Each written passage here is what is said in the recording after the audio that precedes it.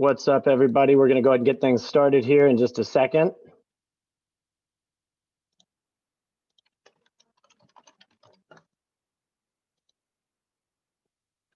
Waiting for all of the attendees to trickle in here.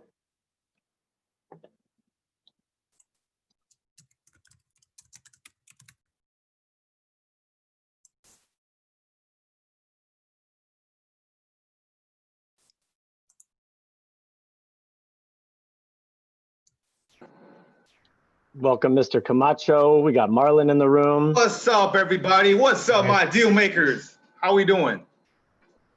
Guys, as always, if you don't mind, just go ahead and use the chat feature right now, and you can go ahead and head down there and go ahead and put in your name, your Instagram handle, and what market you are from. If you're from Los Angeles, if you're from Hawaii, if you're from the East Coast, Canada, wherever you're tuning in from today, go ahead and let us know in the chat feature where you are tuning in from. And we're going to go ahead and get things started here in just a couple of seconds. So thank you guys again for joining us. We're really enjoying everything we're getting out of these weekly webinars. So this is the first one in 2021.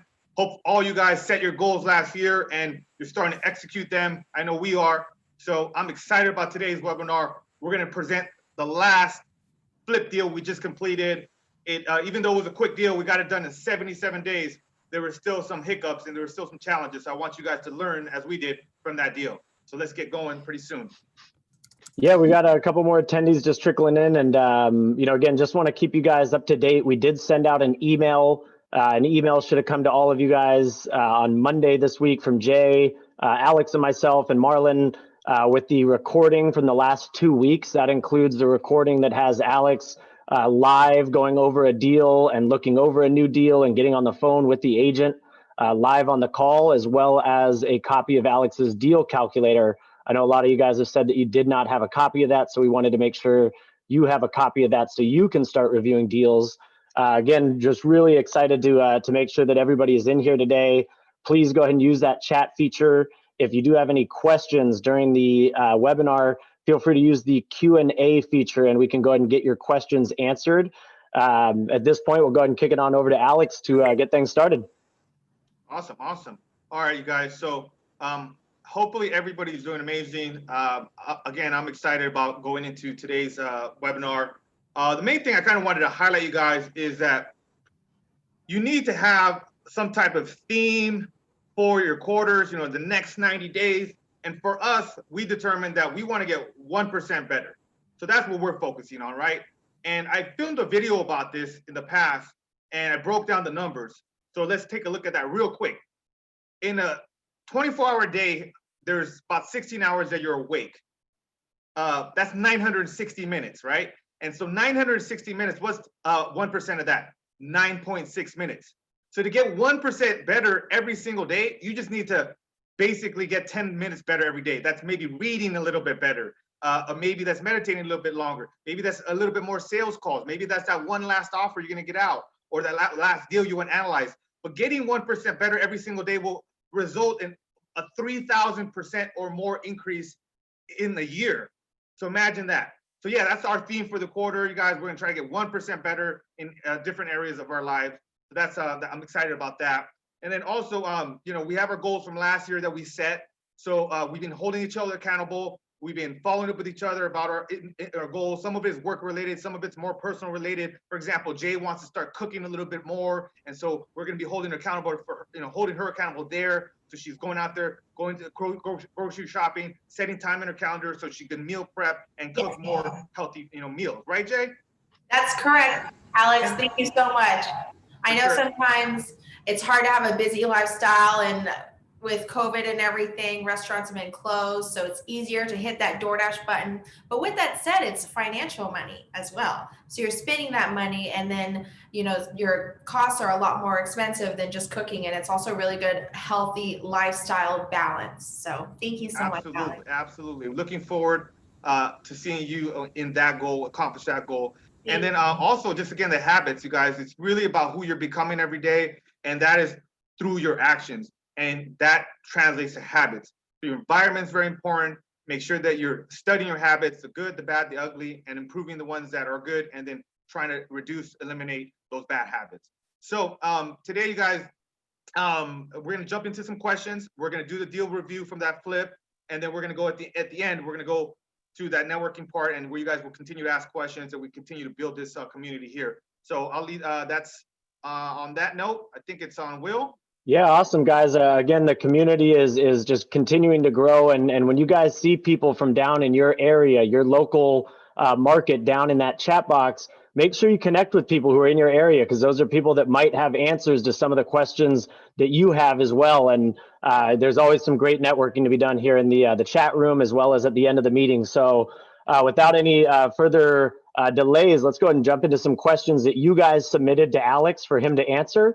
And the first one is a great one to kind of start off the new year, 2021.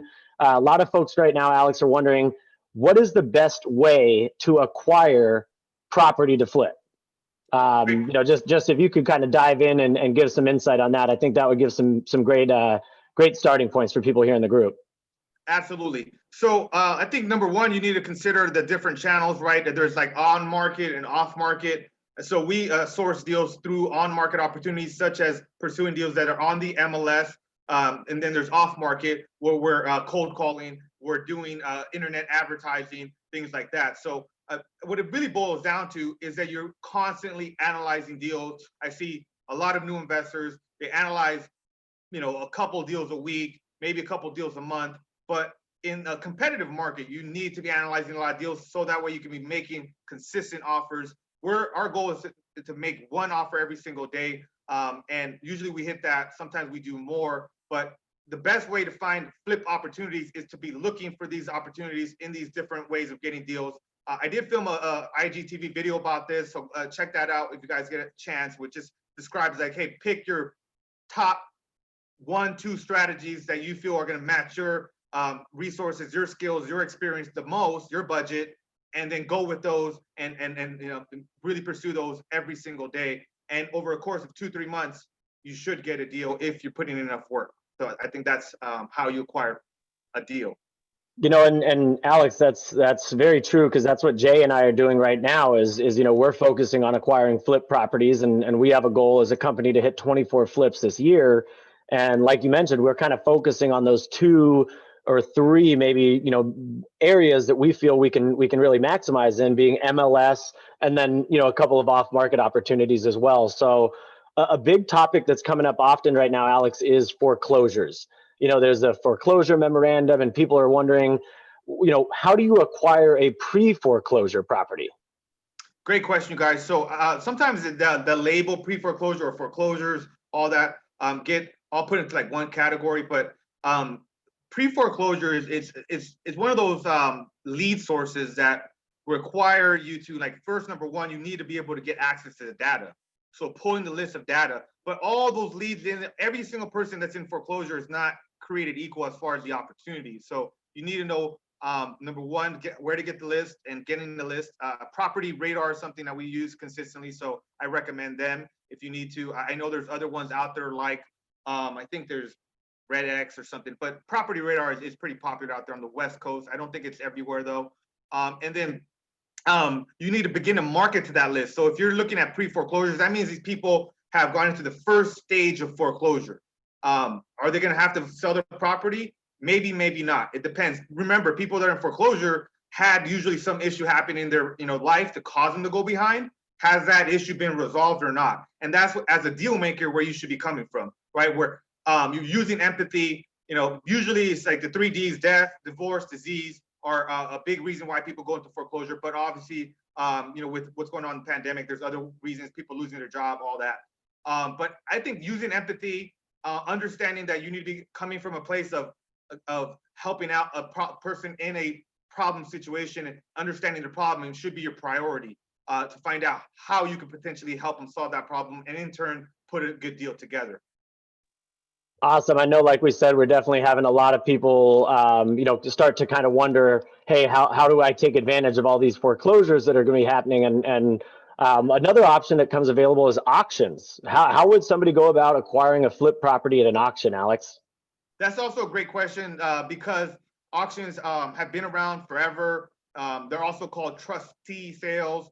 Tomato, it's essentially the same thing, but it's the later part of foreclosure. So pre-foreclosure is the first part where somebody's already kind of gone behind a certain amount. Now, the bank has filed the default saying it's in foreclosure. Now auctions means it's gone pretty much all the way through that process of foreclosure, and now it's at the tail end. Now they have put a memorandum or a moratorium, I'm sorry, in place to prevent the auctions, but that will continue. And what I will say with auctions is it's one of those things you need to have a whole system in place to do it effectively, in my experience, because it's going to auction that next day. You need to have someone out there driving the property to make sure it's actually still there. It hasn't been burned down, because believe it or not, that does happen. So you don't want to be buying a property and then go to it and it's burned down. You also need to be having somebody review the title of the property to see if there's any outstanding liens by the seller, because what would happen is if you bought that property at the auction, you're not getting title insurance that's typical when you do a transaction in a normal fashion. And so therefore there could be some additional liens that could completely throw the deal off or make it a loser deal. So you need to have that in place. And then you need to be analyzing them, a lot of them, because a lot of them get postponed.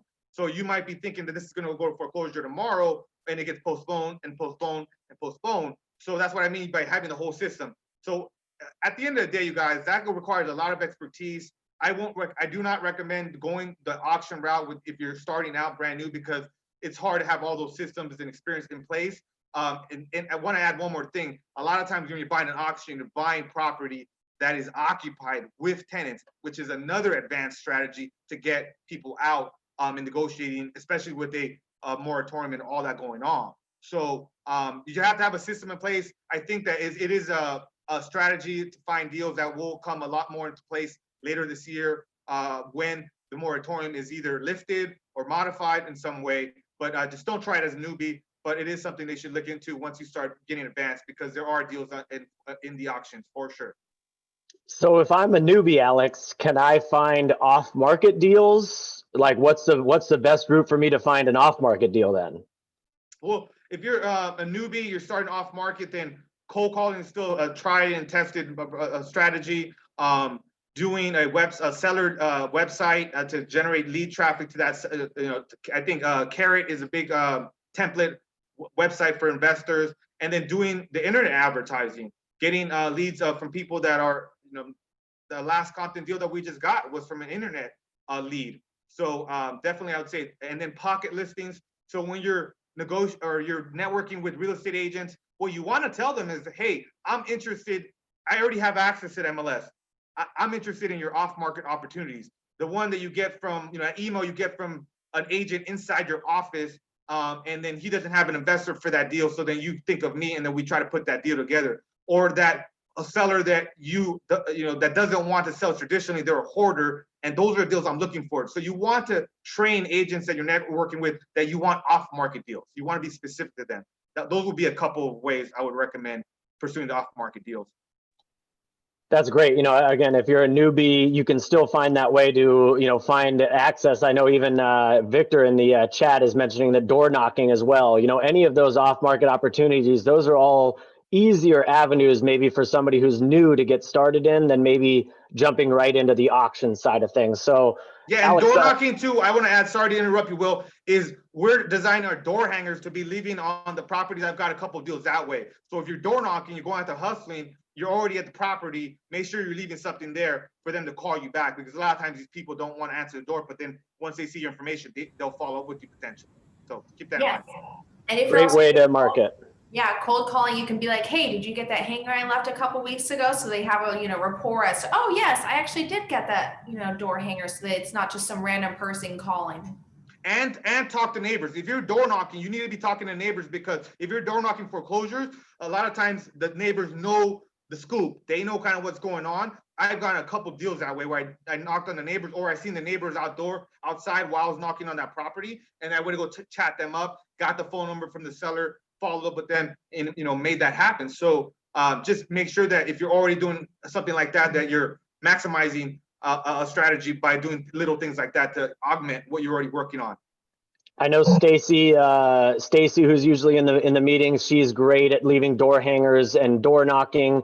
Jay and I, when we were out in Antelope Valley last week, actually, we're talking to a neighbor, and the neighbor said, "Oh yeah, those two houses, nobody's lived in those for at least 8 or 9 months." And you know, Right. you don't get that information if you don't get out there, if you don't take action, if you aren't out there talking to neighbors and talking to people. So, Alex, I know there's the off-market deals. Can you dive into short sales a little bit? I know that's a little bit different topic, but if I'm a newbie, am I able to get deals through short sales as well? Yeah, that's a great question. Let's discuss short sales.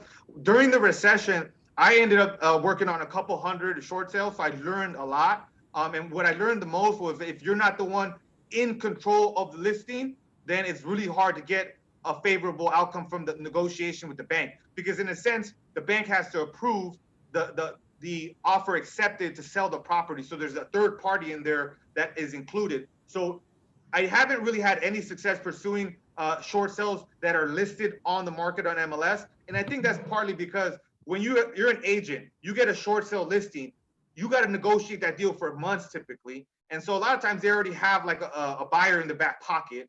And so you as an investor trying to get that deal on MLS, I haven't found any success. Hopefully that's different for you. I just don't want you to waste a lot of time on something that's not going to pay dividends, because I've made offers on probably 100, 150 short sales across these last 3-4 years and gotten none. So I don't have any positive things to say about that. But when you're doing marketing, you're pursuing deals, and you come across a seller that has no equity that needs a short sale, let go of that property, and you're the one in control of the negotiation with the bank, you're in a better position to get a good investment deal, because then you can be in charge of the negotiation, sending the offers, showing them how much work the property needs, that back and forth. Sometimes short sales take 6 months, 10 months to negotiate, but if you can get a deal that's going to make $50,000, $70,000, then it's worth it. But I just don't recommend on-market opportunities. And then one more thing I will say, if you are doing the short sales, be aware of like deals that have 2 mortgages or more than 1 lien, because what happens is the bank is on the front end, the first mortgage is getting less than what is owed to them. First, you have to get them to approve the deal, and then the second mortgage behind it also needs to approve the short sale, and they want as much as possible money too. So then you get in this like back and forward, like you got the approval for the first, the second doesn't want to approve it, or they want too much, doesn't make the deal, it doesn't make sense for the deal anymore. So I lost a lot of time working on those ones that had multiple liens. I'm not saying you can't do them, because I did get a couple approved, but man, it was so hard. It was a big headache. And yeah, I just recommend focusing on the ones with 1 lien, and focusing on the ones that the seller is cooperative, because also they have to submit documents like their income documents, hardship letters, like huge packages to the bank. And if they're not cooperative and they're just like, let it go, I mean, you could do all this work and they could just fall apart at the 5-yard line, because the seller is just tired of dealing with the process. Keep that in mind. So Alex, I know we have a question coming in from Victor. It's a great question. Is this information about the liens, the multiple mortgages, refinancing information, is that all readily available on the MLS, or where are you getting that information? Great question. Well, when you go to the property profile, if you have access to say like a PropStream, MLS, tax records, you can see the loans taken out, and it says usually the position. So it'll say 2006, they took a loan out for 400,000 on the first, and then 100,000 a second. And the other way is you got to ask the seller, like, hey, do you have multiple mortgages? So yeah, it is. Some of it is available. Some of it takes probing and asking questions of the seller. And obviously, you mentioned, Alex, the more control you have over the situation, obviously, the better off you're going to be, because you can control the negotiations, the offer process. So definitely, if you are jumping into the short sales, make sure the more control, the better, so you're not just wasting your time on dead leads. Yeah, and then one more thing I want to add, because things keep coming up. It's we could have a whole webinar on short sales, but the listings on MLS, a lot of times the agent will list it super low. So you'll see this listing, you're like, oh my God, this is a deal. You want to get all over, and it's a short sale. You call the agent, never calls you back. You call him every day, never calls you back. You submit an offer, doesn't respond to your email. So I just don't really want you guys wasting a bunch of time on the on-market short sales, but the ones you get off market all day if it fits certain parameters. So speaking of the on market, like what about MLS leads? If I'm a newbie, what's the easiest way to find a property to flip through the MLS? Setting up auto searches for your purchase criteria would be probably number one, where you go through each zip code that you want to invest in, and then pretty much set up an auto search, whether that's your agent that you're working with or it's you have access to MLS. You set up auto searches for example, you look at this zip code 91335, and you look at all the sales over the last year, and then you see the cheapest houses sold in that neighborhood, and you see what they sold at and what price per square foot they sold at, and then you set up auto searches for that zip code for that type of parameter, so that way you don't miss those opportunities. And then you jump in there as soon as, because MLS, so much of the success on there is about speed, and then just getting after it really quickly. So I would say that. Number two is you got to be kind of a hawk, just constantly on the MLS. You got to master MLS. Literally spend hours and hours looking at listings, being able to determine what is a true flip opportunity. And it's pretty hard to do that if you've only looked at dozens of listings. I've looked at thousands of listings. I've read thousands of listings. I've called hundreds and hundreds of agents. So you get to get this feel for MLS once you've been on it long enough. So setting up the auto searches, definitely looking for, also looking for mispricing opportunities. So I could talk a little bit about that. So whenever you have a listing agent listing a fixer upper opportunity, sometimes you're coming across listings where this person doesn't really know that area that well. It maybe they are used to selling properties in a nicer, higher end area of town, and they got this like shitty listing from a referral. And to them, it's kind of like a more of a pain in the neck than an exciting, this is a new listing, I want to service this listing. No, they're just trying to get this shit in escrow ASAP. So that helps you out. And so what I do sometimes, a lot of times, I'll talk to the agent and I'll say, hey, so do you know this area really well? Is this an area you farm? Is this an area that you've done a lot of deals in? Just so I can get that feel from them, like whether they know this area really well or not. And then, hey, so who picked this listing price? Did you pick the listing price, or the seller really hard on the price they want to get? And so you're asking questions like that to see how much they know about the area. Because remember, this is an on-market opportunity. So if you were talking to the seller, you would have different questions, but this is something more relative to finding out how much do they know about this area, and then that helps you determining your angle. So yeah. Awesome. Yeah, I mean, those market deals are more competed for, more eyes are on them, but they're just there for the taking. And well, now this next question kind of changes the subject. This next person is asking, when are you coming back to Oahu? I guess last time you were there, you left a footprint of meeting people, looking at properties, so they're wondering when you're coming back. Awesome. Thank you. Shout out to everybody that I got to connect with and everybody that I'm going to connect with in the future in Oahu. Love you guys. So I got a chance to go out there for 5 days last month. Amazing island, city, the vibe. I will be back there later this month or early in February. I'm planning on staying longer because I only got to stay 5 days this time, and it just wasn't enough time as fun time and networking and work and all that. I just felt like a little bit short-changed. So I'm going to be there for about 10 days this next trip. I'm not sure when, but it'll keep an eye out. I'll definitely post it. It'll probably be, I would say, in February sometime, 10 days. So yes, stay tuned. Who knows? I might have to book a trip out there sometime soon because it is calling my name. Let's go. All right. Yeah. So yeah, welcome to the new year, everyone. Next question. A lot of people have been asking this. I know. I mean, everyone thinks this themselves with still this pandemic in LA going on. But this is for Alex. Where do you see the housing market going for during this pandemic? Great question, guys. Because that's $1 million question. If we all knew the future, I mean, we'd be a lot richer. Will and I were just talking about 2 or 3 deals that we lost last quarter because we just didn't know what was going to happen. And now in hindsight, we're like, damn, we should have been a little bit more aggressive. We should have, maybe gone up that $5,000, $10,000 because you guys, we've never been in a situation like this with the interest rates so low, inventory so low. So I anticipate house prices to go up or stay the same. And so that means we have to be aggressive. And we, and so I typically, I'm a little bit more conservative because I don't want to lose money, but I just don't see a scenario where house prices going down next year if they're going to keep the rates this low. And if inventory stays this low, there's literally no houses for sale. So anything you put onto the market is going to get bid up. So if you, for example, our minimum profit is, we wanted somewhere between 40 and 50 on regular deals in LA. We might reduce that a little bit because we're going to see that we're going to get price bumps, price premiums at the end with so much a lack of inventory. There's just nothing for sale. So I would say be aggressive, and yeah, it's going to be a great year in real estate. You mentioned that, Alex, like, trying to come down a little bit. So whereas normally we wanted a little bit of a higher profit margin, because of the amount of competition and the amount of inventory that's there, we might be willing to take that down a little bit. So if you don't mind, just dive into those numbers real quick one more time. What is like the traditional, return on investment that you're looking for on deals? Whether that's out here in LA or in Antelope Valley, like where do those kind of shift?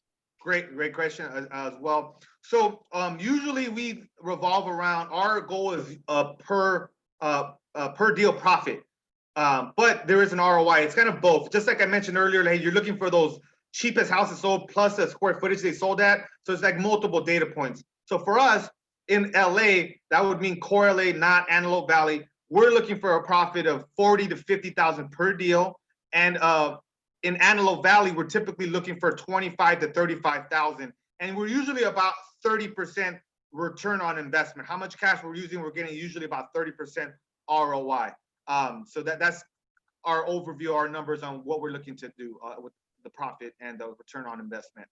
If you guys don't mind, head on over to the chat feature real quick, and if you don't mind just sharing what your ROI numbers are. If your guys's are a little bit different than Alex, if your market is a little bit different, I saw some people wholesaling on the East Coast in Tennessee. Just go ahead and share in the chat, what is your ROI that you're kind of looking for in properties before we dive into the next question here with Marlon.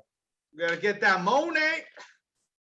Yeah, I mean, in order to get that profit, that ROI, you gotta have deals. And in order to have deals, you gotta generate leads. And we have talked about that, but not everyone has the means to have a lot of lead generating systems. So this next person is asking, what are your top two lead generators? Right now, our top two lead generators actually falls into the MLS and then like networking / social media. So we're constantly pursuing stuff on the MLS, and then we're constantly networking, even like webinars like this, but also social media. So we're definitely active there because just that's where the eyes are. That's where the attention is. So if people are on there, then naturally, and they see that you're out there active. And I want to use this term that one of my mentors used. You want to basically become a buying entity, a buyer, a known buyer in your marketplace. And that takes time. Now I'm known in Southern California as an investor, but when I first started, I wasn't. But I did get that advice, and I that's part of the reason I've doubled down on social media. Part of the reason I've doubled down on networking, because even for example, my own coach right now that I'm still actively coaching under, Ryan Pineda, he wholesaled me a deal after I met him at a mastermind, a networking, a real estate mastermind, and he made $35,000, and me and my JV partner made $90,000, and that came from networking, and then a little bit of social media as well, because I was still top of mind. So those are our top three, and those just require hustle. Now, a lot of posting, a lot of DMs, a lot of activity, and then just again the system of the MLS. No one investor can dominate all the MLS, you guys. I'll state that. I believe it. I still believe it. It's much harder to get deals now because like there's a lack of inventory. But if you get good at analyzing deals on MLS, get good at talking at agents on MLS, good at making consistent offers on MLS, it will be a consistent source of deal flow for you. Will it get all your deals? No. But if you can get one deal a quarter on MLS, that's a success in my book. Yes, so you heard it from the man himself, MLS all day, and then it just makes me think of the thing, network is your net worth, you guys, like who you surround yourself, who you're with is definitely a part of, your lifestyle and the people that are in yourself, and that's why we're hosting these webinars, love to network with you guys all here. We're happy to build this community and, grow from there. So 2021.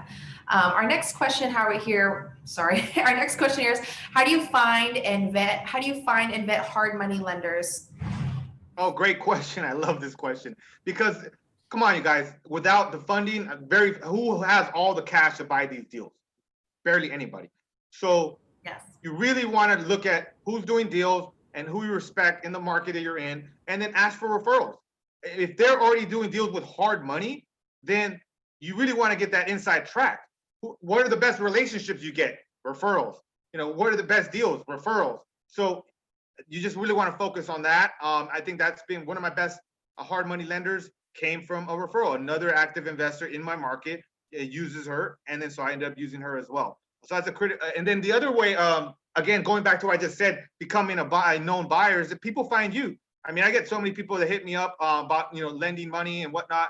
So people will begin to find you if they know you're an active investor out in the market. And so I've gotten hard money lenders through that channel as well. Perfect. Amazing. Amazing. And then the next one, which kind of goes right into it. What is the best way to find private money lenders? Okay, so a lot of people think that they can just get private money, meaning like somebody in your network, friends, family, ex-coworkers, current coworkers, to lend you money to do investing. The challenge with that is you have to answer two questions. Number one, what are you gonna do for them? And then why should they trust you? And the big part of that is, how can they trust you if you have zero track record? You've never done a deal, but you have all these ideas, you have all this energy. Oh, hey, and then you think they're going to want to put their $50,000 on the line with you. So I think it's one of the things that it's a little bit more advanced. So you need to have some type of track record, whether that's you working with another investor, whether that's you mentoring under another investor, whether that's you investing with another investor on a deal, and then kind of just shadowing that and then having that experience. But first of all, I think you need to have some type of track record. And then after that, start searching within your network. On this Compton deal that we're about to share, somebody reached out to me. She's somebody that I trusted, somebody that I've known for a while, and she was asking to invest with me.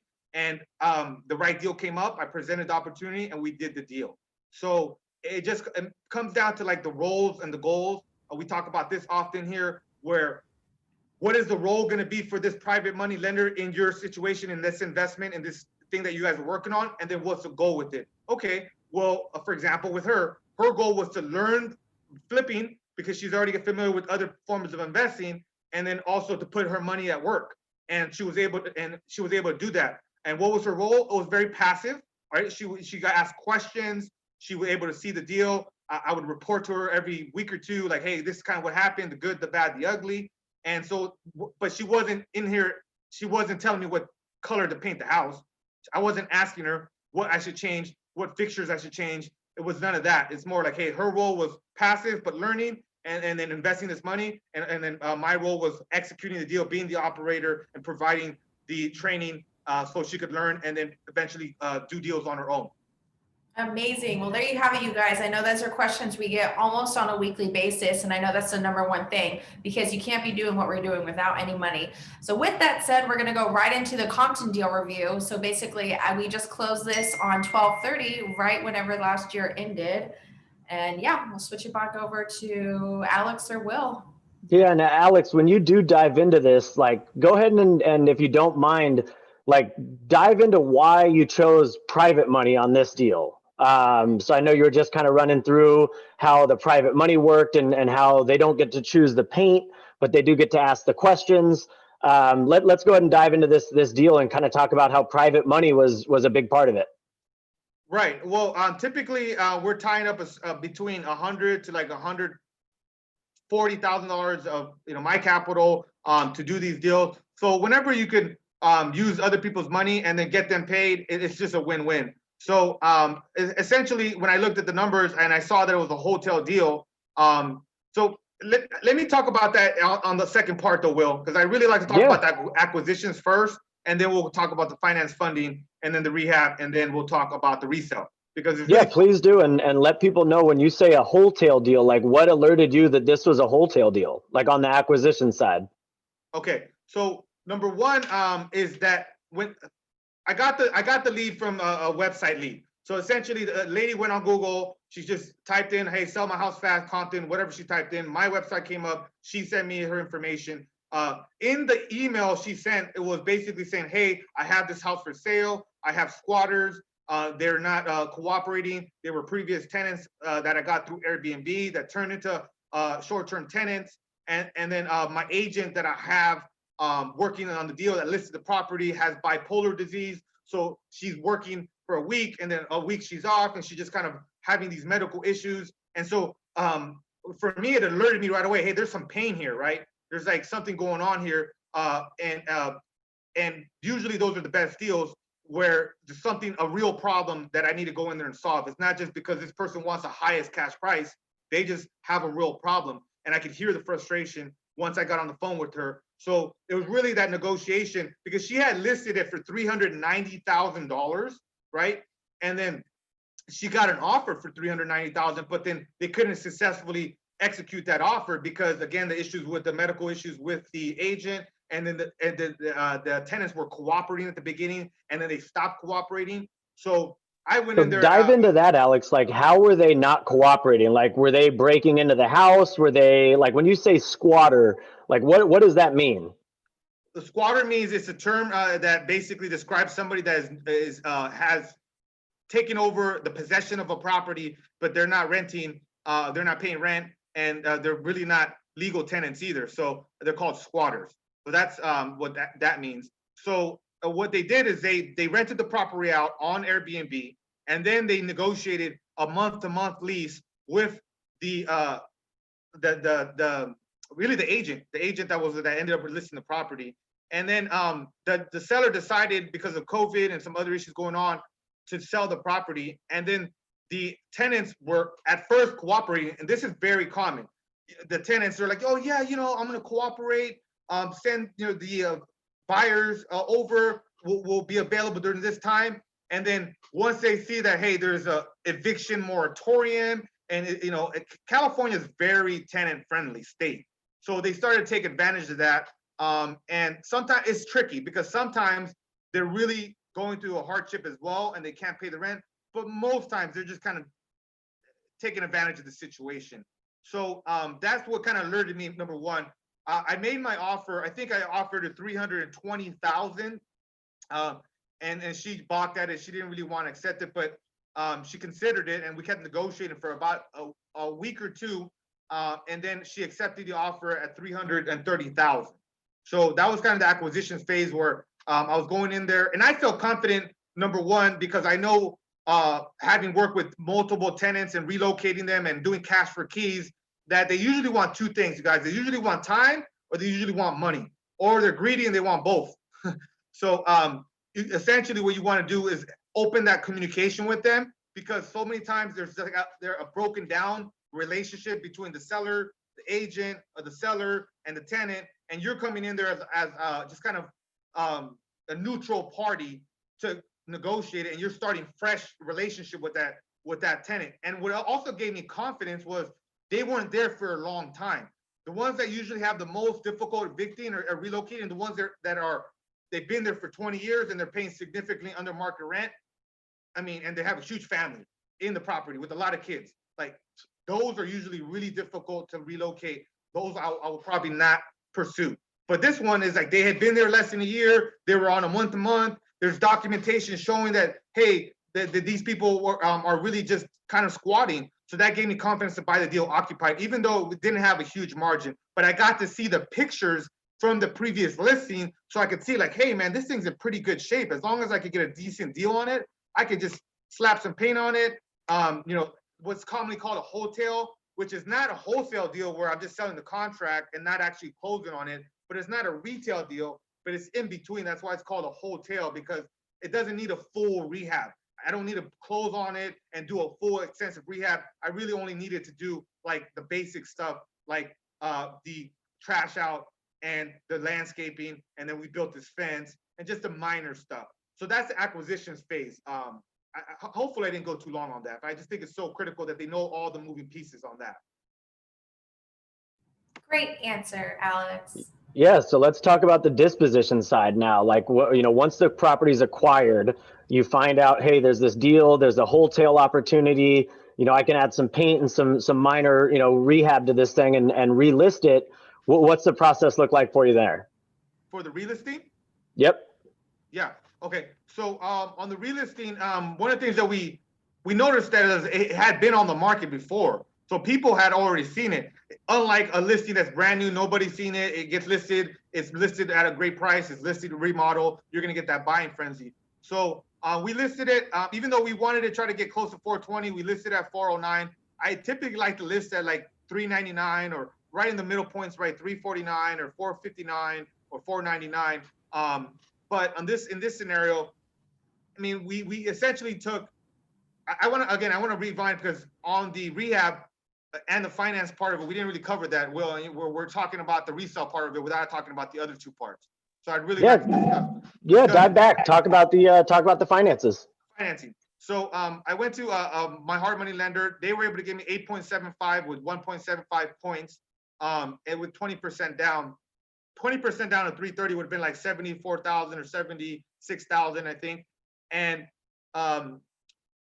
plus the rehab, which wasn't that much, would have been about 80, 90,000 I would have tied up. But during that time, I had been actively talking to several people about the deal. And so my friend Gemma, shout out to Gemma, I think she's logged on. She had some money saved and she's like, hey, I want to invest with you. I said, all right, I got this deal in Compton. Let's go to Compton. I don't think she'd ever been there. So, there's this stigma, there's this perception of Compton. So once we get there, she's like, we're driving in the car, we drive the comps, we looked at the property. We couldn't get inside because remember, we were buying it occupied. So she was like, oh man, it's not that bad. Like, this is a much nicer area than I expected. So it gave her confidence and she's like, yeah, sure. So she put a $50,000 second mortgage, paid her 12%. She made $6,000 on that $50,000 in 77 days, which was a great return. She also got to learn about the process.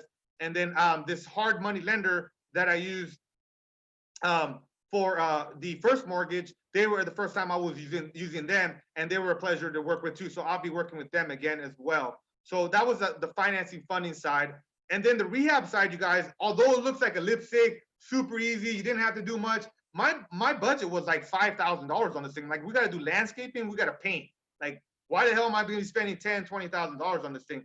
But once we got possession of the property, there was a eroded pipe in the front as far as the water line. It was totally eroded. It wasn't working. It was leaking once we turned on the water. And because when we bought the property, the utilities were turned off. So we didn't know that there was a leak. And so anyways, that ended up costing another $1,500. And that might not sound like a lot of money, but I mean, that's $1,500. $100 is a lot of money to me. So I was pissed. I was like, man, like, how do we miss this? But again, the utilities were not turned on, and then that came up. And then we were dealing with the city of Compton, which is just notorious. They're just the worst, one of the worst cities to deal with. Their processes are all jacked up. They're very rude. They say one thing, and then next week it's another thing. It just, they're a mess. So that added another, I mean, we should have been able to sell this property in freaking 60 days, in 50 days. But because of the city of Compton, we had to deal with them and all their shenanigans. So we dealt with them. And then I think what else? And then just we had to build a gate. It's Compton. It's still a little bit ghetto. So we wanted to have a little bit of privacy for the buyers. And so we built out that gate. That was an extra like $2,000. Again, I wasn't expecting to spend. So, I mean, the rehab went to $9,000. Even so, that's very common. Even in a lipstick, easy hotel deal, you guys, it still went almost double the budget. So I just wanted to kind of share that and highlight that.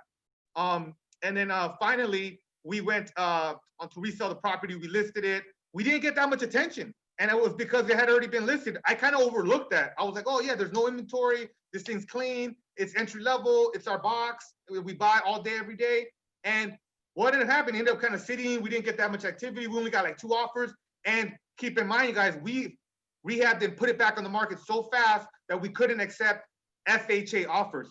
When you're flipping houses, if you're putting it back on the market faster than 90 days, you're not going to be able to accept those FHA offers because there's a 90-day flip rule that prevents you from doing that. So we weren't able to accept those offers, and so that also limited our buyer pool on the back end. So I'm not saying it was that difficult, but I did get surprised. I'm like, damn, we're not really getting that many offers. And then I wanted to get kind of 415, 420 for this thing, guys, and instead we only got 409.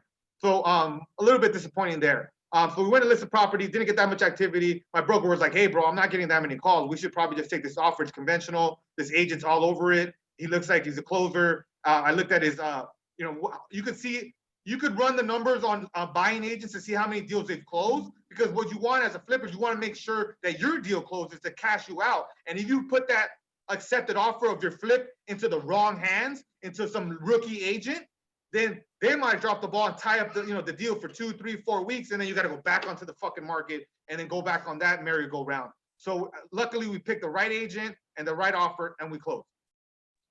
Sounds like there was a lot of learning lessons on the project, Alex. Obviously, what was able to save you from that was buying the property at the right price. Correct. And she wanted Um, she wanted 350 Well, for the property. So if I would have bought it for 350 because it was so clean, I mean, I would, what would we have made? We would have made like $5,000 or something. I don't know, just not that much. Well, yeah, like trying to do the quick numbers, like 16 grand. So I don't know, wouldn't have been worth it for me. Well, after going over this deal, Alex, which was practically the last deal of this last year, 2020, somebody is asking here, what are your goals for this upcoming year, 2021? Well, we're subscribing to the RAISE planner, which stands for Relationships, Asset, Intellect. What's that again? A spiritual and exercise. So but I don't have time to go into all that. Go ahead and check out our last webinar at the end of the year. We posted on our YouTube page. It goes through all of my goals and also company goals and all of the team goals. And a lot of people contributed and shared their goals. Go there. But just to give you my top 2 goals is we want to scale the company to 2 deals a month to 25 deals, 24 deals will be flip deals or investment deals. And then I want to buy a 10-unit apartment building for less than $1 million, ideally 80,000 per door in Palmdale, Lancaster. So that's my big goal, those 2 big goals. And to do the 24 flips at $40,000 a minimum profit, that'll be $1 million in revenue. So I want to make a net profit personally of $500,000 this year. Let's go. Let's go, Alex. Again, guys, you can check out the YouTube channel, Alex Camacho TV. Hit subscribe, check out the last week's episode on there. That was the 2021 goals episode. Alex dove into his, Jay dove into hers, I dove into a couple of mine. And we actually had a lot of our participants, a lot of you guys, attendees, who were actually able to share some of your goals as well. So really awesome to kind of hear what your goals are for 2021 as well as ours. Diving back into the 2021 mindset, Alex, what is the single most impactful skill or habit that people in this room can learn and apply towards making 2021 their best year yet? Absolutely, without a doubt. I think it's scheduling and time blocking. Just having control of your time. I have challenge with that. I live in a beautiful location, Maui. I can go walk, to the beach, and I gotta, just sit here and lock in and be here present on these meetings and training and evaluating deals. But I wouldn't be able to do it if I schedule that. So I schedule my fun. I schedule my rejuvenation time. I schedule my habits. I schedule as much as possible. And the most productive I was last year was when I was on a regular schedule and just honoring those time blocks. So I would say make sure that you just take control of your life by taking control of your time and scheduling your priorities. If you don't schedule priorities, they're just going to go to the wayside and you're not going to execute, and then you're not going to be happy, and you're not going to be fulfilling your potential more than anything. Correct, 1,000,000%. I could not agree more, Alex. Great answer. It is a question that we do get a lot of people. So definitely, like you said, scheduling, being organized. That's why we emphasize the RAISE planner and your daily habits so much, because what you do on a daily basis, to me, synchronizes as to who you are as a person. So if you're not, putting the time into real estate investing or looking at the MLS to see what deals there are on a daily basis, you're not going to be getting it. So, I mean, it's not rocket science. All right. Anyway, so our next one, some people ask that are trying to get into real estate flipping. I have no capital. How do I get through agents asking for proof of funds for first time investors? Oh, that's a great question. It's very specific. I like it. So whenever you're putting offers, they're going to ask you for proof of funds. So I would say you could get it either from your hard money lender or if you're potentially going to work with someone, if you're doing a joint venture, you can use their proof of funds. So there's a couple ways. It doesn't have to be your proof of funds. Very seldom is the cash buyer that has the money that's going to be the investor also the one that's at the property looking at it and all that. Oftentimes they have an intermediary or somebody that's working on their behalf. Right, Will? Yeah, and I mean, I think when you're kind of talking about not having a proof of funds, that's where you start to kind of get into some of the comments that we're seeing in here. Like, somebody was saying, "Wow, you did a deal with Ryan Pineda. Like, how cool! That's awesome." Really, all that is a partnership, right? A joint venture. You're saying, hey, I have some money, I have some assets, and you have some time, and you're going to go find a deal, and we can kind of join ourselves together there. So, if you do have a deal, and that's the one thing that's kind of holding you back is the proof of funds, all you need to do is reach out to Alex, reach out to me, reach out to Jay, and say, hey guys, I'm looking at this deal. I'm kind of stuck here at the proof of funds. We'll look over the deal with you and verify. And if it's a deal, we can send over our proof of funds on behalf for you guys. So I know Alex also mentioned the hard money lenders. And if you create that relationship with the hard money lender, that is a proof of funds in and of itself. So they can say, hey, we are going to verify that we will lend Alex up to $1 million. Your property is only 500,000. So, you're going to qualify as having proof of funds right at that point. So just kind of try and focus on working out a JV deal or working out that relationship with the hard money lenders. And couldn't agree more with you there, Alex. Yeah, and let me add one more thing on that. Really, when they're asking you for the proof of funds, they are asking to provide proof that you can close. And part of providing that is by your delivery and your presentation, and all that is important. The way you email them, the way you speak to them when you're looking at the property on the initial phone call with them. So you're speaking to them as an investor, not like, hey, I don't have any money. Well, if you're thinking you don't have any money, how do you think you're going to communicate with this agent that just has a hot listing that 1 million people are calling them? Like, so just keep that in mind. It's more of like that confidence. They are asking for the proof of funds, but even I used to have that limiting belief where I'm like, well, I only have like a couple 100,000, and like, there's other people that have millions and their proof of funds look better than my proof of funds, and I have to get hard money lender. And at the end of the day, the fucking agents want to make sure that they're going to get paid. And you want to make sure that you're communicating in that fashion, like, hey, I'm your buyer, I'm your dude, I'm your gal, I'm going to get this deal closed. And then obviously the proof of funds is just kind of like, okay, proof that you have some money, but it's not going to seal the deal. So Alex, we have a couple more people just kind of jumping in on the JV concept and, the proof of funds. Doug is asking, like, how much money do you need to do a JV deal with you, Alex? And, again, diving back to that, guys, we mention it all the time. It's the roles and the goals. Like, what is your goal in doing a JV deal with Alex? I'll tell you what, I mean, Gemma came and did a deal and she made the money goal back that she wanted. And her other big goal was, Alex, I want to learn from you. And so maybe making more money on the deal isn't your goal. Maybe your goal is to make $0 on the deal, but just fully immerse yourself with Alex and say, I want to be there every day of the project. And obviously we're not going to get you 0% of that deal, but just come in knowing, like, what is my goal and what can that align with Alex? Like, how can I use Alex to align with that goal, right? Yeah, I think that's a great question. When it comes exactly, because it really does come down to the roles and goals. I'm very selective on who I do a joint venture with, because we are splitting the profits, but we're also splitting the risk. And so, for example, usually the way I would structure it is somebody that doesn't have the time but has the money, and we have the deal and the time to execute the deal, is usually been the best JV partnerships for us, because we got the deal, we got we brought the meat, and then we're gonna cut it up. So they are there to like learn, but also make their money work for them. But we're not gonna be consulting them typically with like all the details, because there's so many decisions that are made throughout the process of a flip that we don't need too many cooks in the kitchen.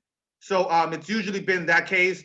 When it came to this recent deal, I wouldn't call it a joint venture. It wasn't a joint venture. Gemma simply had some money in her savings. We've known each other for 10 years. She trusts me. She was active in pursuing the opportunity and trying to learn and invest and kind of start to add that to her investor's tool belt. So she reached out to me and said, hey, I have this much money. Do you think that can we work on a deal? I sent her 3 or 4 opportunities that didn't develop, but that's how this works, where we're working on deals every single day. We don't know which ones are going to develop and turn into real deals, but we need our money partners, our joint venture partners, our hard money lenders to be aware of these opportunities to help us execute these. And so it does come down to like, where is the alignment of the goals? Because I don't have a shortage of joint venture partners, but right now we're focusing on getting more deal flow so then we could we can use more of these relationships that we've built, but I don't have a shortage of those joint venture partners. We need to get more deals. Bottom line, that's what we're working on. So to Alex's point there, guys, if you want to do a joint venture with Alex, money isn't necessarily the thing that Alex needs. Time isn't necessarily the thing that Alex needs. Boots on the ground isn't necessarily the things that Alex needs. But if you have a deal and you don't have time and you don't have money and you don't have construction background, then maybe that's where that alignment can kind of pair up, and you say, hey, Alex, you can kind of, help me out with this, and I can kind of help you out with providing the opportunity. So keep that in mind, guys. It doesn't always have to be cash. It can be other forms of alignment. So, and I want to add one more thing. So a lot of people ask me about this. How do I joint venture with you? How do I send you a deal or like that? But the funny thing is that nobody asked me, like, how can I invest into your business? How can I invest so we can get more deals? And that's what I'm looking for more than it. You want to lend me $25,000 a percentage, and and then we could talk about, we're going to do more marketing to get these beefier, better deals, because it's slim pickings on the MLS. So if I have a deal that's projected to make $50,000, $70,000, you think it's going to be hard for me to do a joint venture with somebody? I already have a bunch of people and my own capital. What I need is more investors that are willing to invest into the marketing, into the business. So let's talk about that if you guys are interested, because then you'll learn more and we'll get better deals. And then it's more value to me, because I don't have a shortage of joint venture partners. Like that. I have them coming out like the woodwork everywhere. I think a lot of people would want to invest with Alex, right? I mean, you have the track record, you have the background, you've done it. And so, like you said, it's not like there's a shortage of people looking to invest money. That's great. Like we mentioned, money is in everything, but I think most of us do want to find more sources for income. Maybe most people, they have the drive, but they don't have the knowledge, or they have the knowledge, but they don't have the time, or they have the time, but they don't have the two previous things. But this next question has to do with that. They're asking, how do I avoid distractions to keep my focus on income producing activities or tasks? Oh, that's an awesome question. How do I avoid distractions to keep my focus on income producing activities and tasks? Well, one big thing is your environment, your workspace environment. I see a lot of people, or I've seen people in the past where like they have this little small corner for them to do this work, and then they got this big house, and they don't even have like a proper environment. One of the best things that I did in my last investment in Van Nuys, in my primary residence, I built, some of you know this, I built my detached garage into a fully functional office. Like it looked like a legitimate office. Like, and the funny thing is, nobody even knew that it was in my house. Like everybody thought I had this office until I showed the property as I was flipping it at the end. My point with it is I invested literally $10,000 to create an office space to launch my business, to have an environment that felt like a real investment company business. I'm not saying you need to do that, but you need to have some type of organized, healthy workspace for you to get after it and be in that zone. It's like working out someplace other than the gym. You can do it, but are you going to get the best workout? Maybe not. It's harder to generate that energy that you need for that particular task or activity, especially because it's so important. It's income producing. It's what moves your business forward. It gets you closer to getting your deals. So I'll say that. And then another big one is the habits. Like you just have to have, some type of schedule and some type of daily habits that are important to you. For me, it's my morning and evening rituals. Those are super, super important to me. And then just keeping a track of the calendar and having everything on my calendar because I forget. So, and then finally, it's just having a strong why. My why is I want to become financially free, and I want to help others do the same thing, and I want to help others transform their lives through real estate like I have. So that's my why. So I could take time off. I could take a year off. I could take 2 years off. I don't really have to work. I'm not financially free. I'm not wealthy, but I have enough assets to just take as much time as I really wanted to off. But I don't. I have a stronger why now. It's about you guys. It's about the community. It's about my team. It's about all my family. Those are my whys. That's why I get up. That's why I hustle. That's why I make these sacrifices, because I have a strong why, and it helps me stay focused. Do I still get distracted? All the time, every single day. But if you have those other things in place, a good workspace, good habits, a strong why, I can guarantee you there's going to be less distractions. Guys, we're going to jump into a couple of quick fire questions here. We do have the question and answer feature on. If you have any last minute questions for Alex, throw them on into the Q&A feature chat. Kevin is wondering, Alex, what are some of the most notable things that you've learned from Ryan Pineda so far? And I'll jump in here real quick, guys. I got to go as part of the coaching program with Alex out to the mastermind in December. The biggest thing I took from being in that room is it's not a bad thing to be the smallest fish in the room. I'll tell you, I was in a room chock full of high-end investors, and just being in that room, just like you guys are today, being in this room, hearing and learning from a very high-end investor like Alex, being that small fish in the room, it's never a bad thing. So that was one of the biggest things I took from Ryan, and I would love to hear some of yours as well, Alex. Well, it's going to sound a little bit redundant, but one of the top things is just the consistency by having a schedule, and then also just tracking everything and being so precise about making sure that you have things like in systems. I learned that, I mean, a lot of times we get spread thin. And so what I learned about him is he gets so locked in for like 2-3 months at a time on one given thing. Like he got locked in on the YouTube channel. He got locked in on the TikTok. He got locked in on scaling his company to a certain amount and then removing himself. So I've learned that as well, where I'm just locking in on something, getting good at that, and then moving on to the next thing. Like I've told you guys before, like, hey, you have to be a master at MLS. When I say master, every one of us here has become a master at something. I mean, that could be playing cards or whatever it is, but you have spent enough time on something to get really good at it and then getting on to the next thing. So I spent a lot of times getting good at cold calling and door knocking and analyzing deals. And then I went on to pursue deals on the MLS and got really good at that. And then I went on to start, the off-market stuff and then social media. So what you guys are seeing is an accumulation of 4 years of that. So I kind of learned that from him to make that even more of a priority in my life and business. Get really good at something, and then you could delegate, and then you could move on to the next big task, big project that you have going on.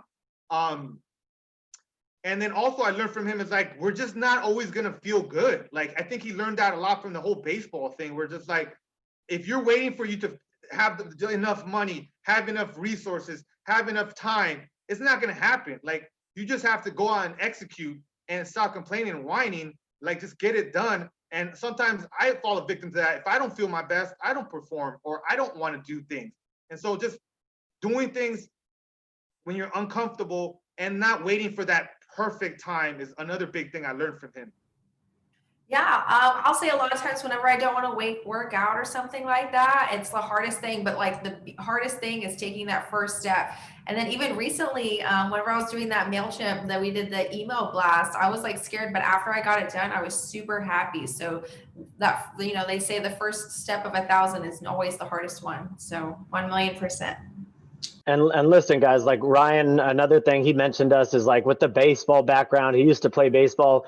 Like they put your stats on that baseball card. And that's why when Alex is out here talking numbers and really getting into this kind of stuff with you guys, like we're not afraid of it. When you play baseball and you go to the Dodger game here in LA, it shows how many home runs you've had, how many strikeouts you've had, how many base hits you've had.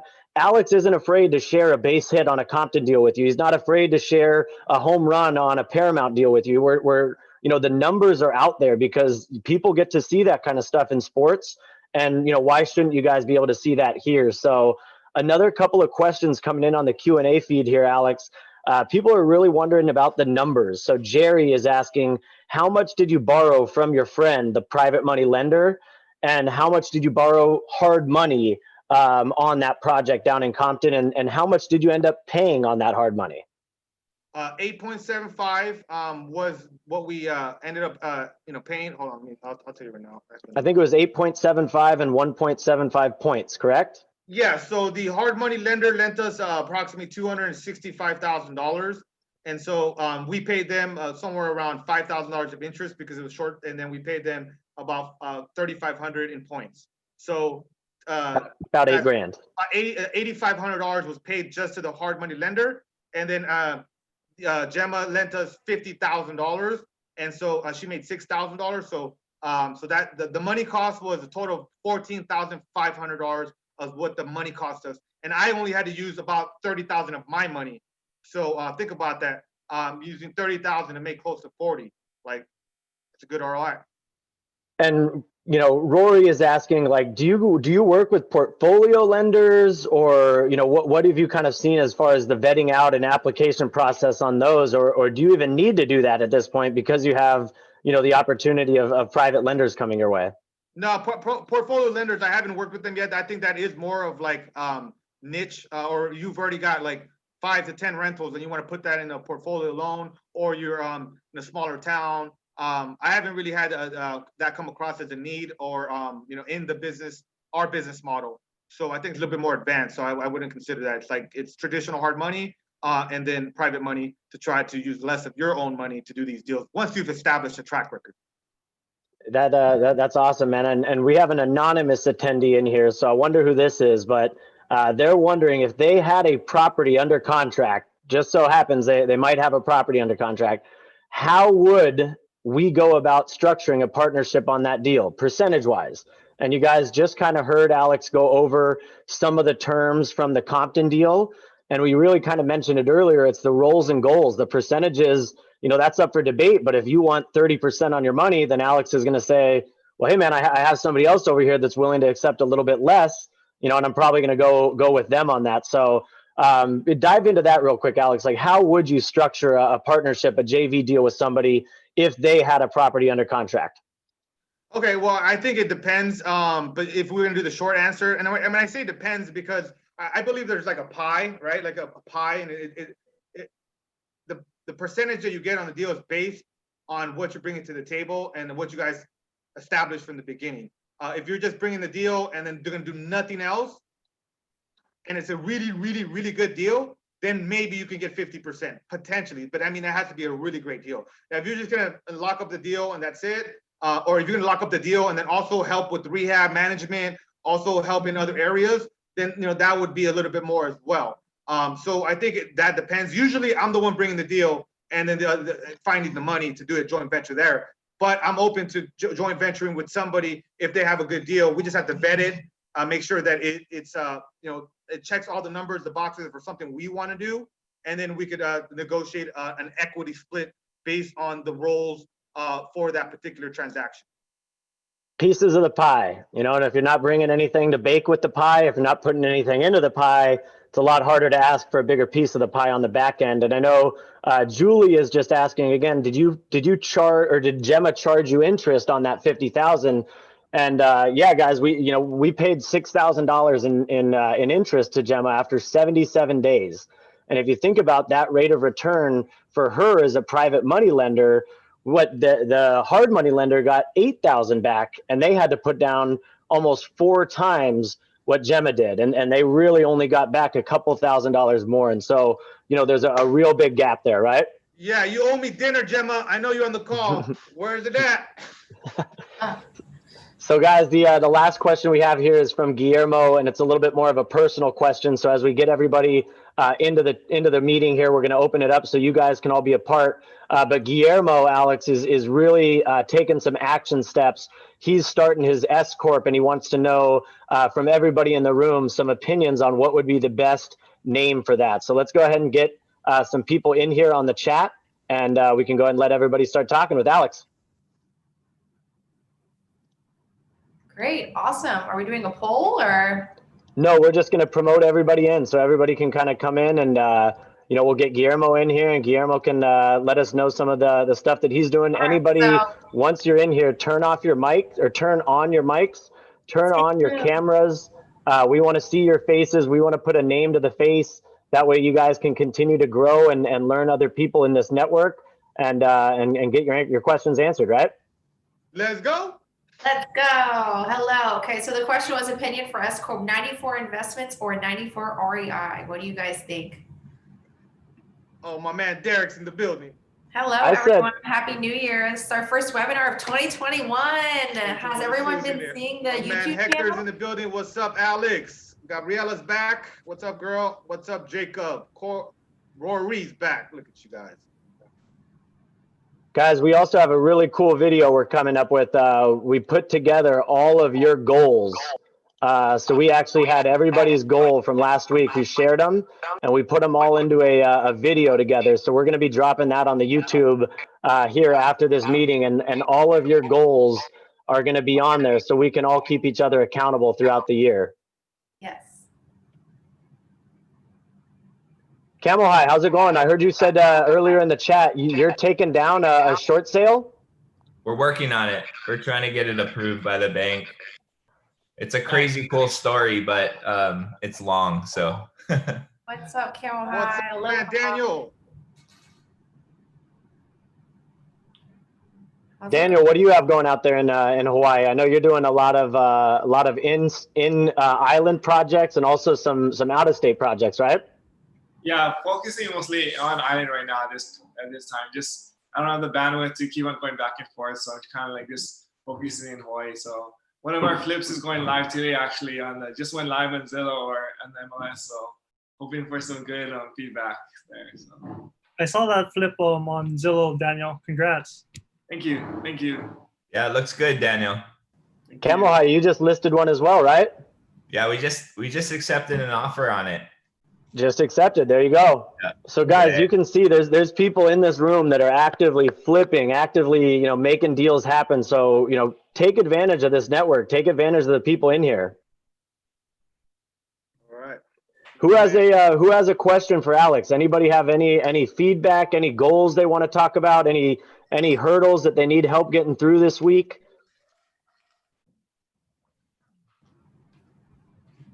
I know last week we were talking about goals. So how are people tracking towards their goals? Rodney, I know you had some pretty ambitious goals. Are you taking some action steps towards getting those done?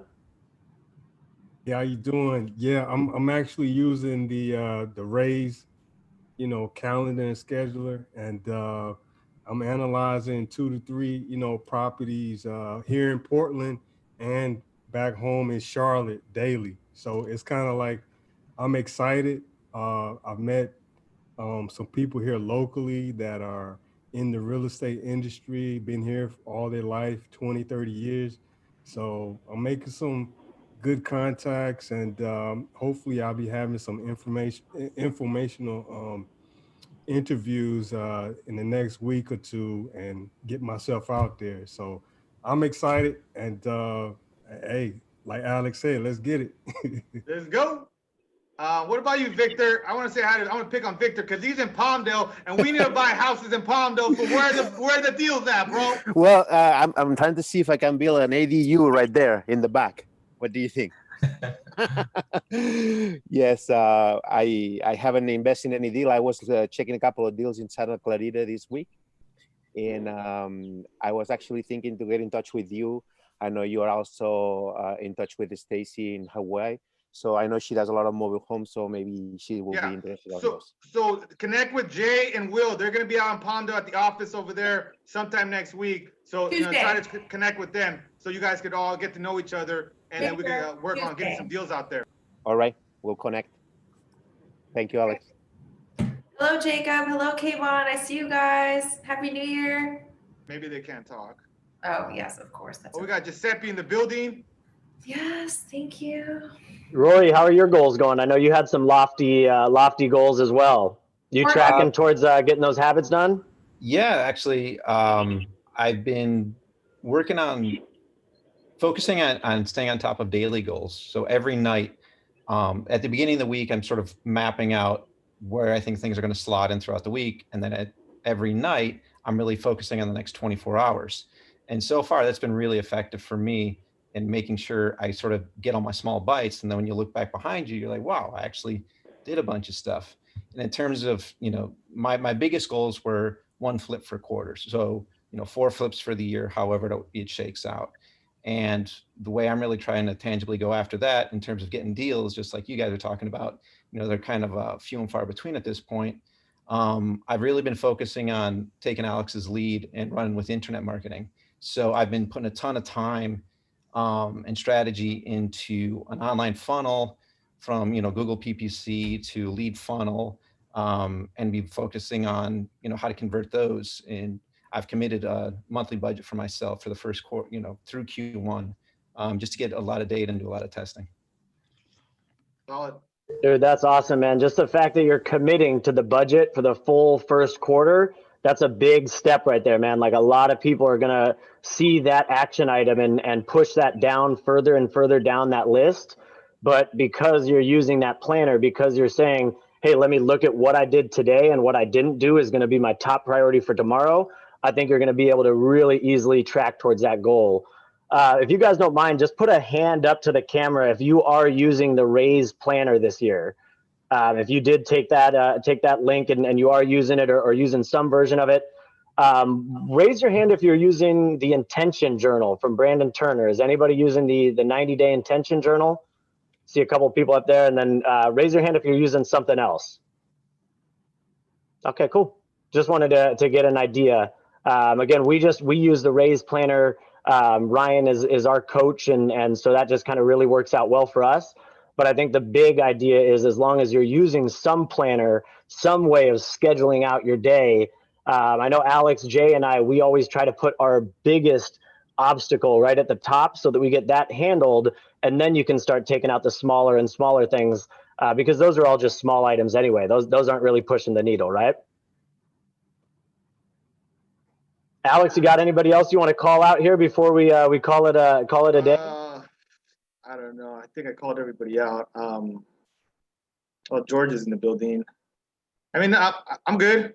I think we had a great call, you guys. If you guys want to add anything or have any other questions, other than that, I mean, another successful webinar here. Hopefully, you guys got some value from it. I'm excited about this year. It's going to be an amazing year for real estate, and we don't see any signs of the actual sales going down. So this is time to get in. So yeah. Keep I have an a eye on question. guys. Oh yeah, go ahead. So Alex, I could be interested in investing in the company, in your company. How something like that could work out? Like how something this? Okay, well, let's talk offline. Okay, fantastic. Perfect. Guys, appreciate everybody coming out and spending your Wednesday with us. We're going to be back next week. Hopefully we'll see you guys again, 3 p.m. as always. Make sure you hit subscribe on Alex's YouTube channel. That way, when we do post that new goals video that all of you guys are in, you're going to see yourself in there. Hold each other accountable, man. Keep in touch. If you need help staying accountable, Jay and I are here. Marlon's available. Alex is available. Let us help you guys hit your goals, because if that's Alex's goal. His goal is to help other people create financial independence. So that's what we're here doing this for, is to help you guys get there. And if you guys need any help along the way, feel free to reach out. That's what we're here for, all right? See you on the flip side. 1 offer a day. Let's go. Let's go, you guys. Take Thank care, you, you guys. guys. Have a great rest of your Thank week. you. Thank you. Thank you, guys. Stay safe.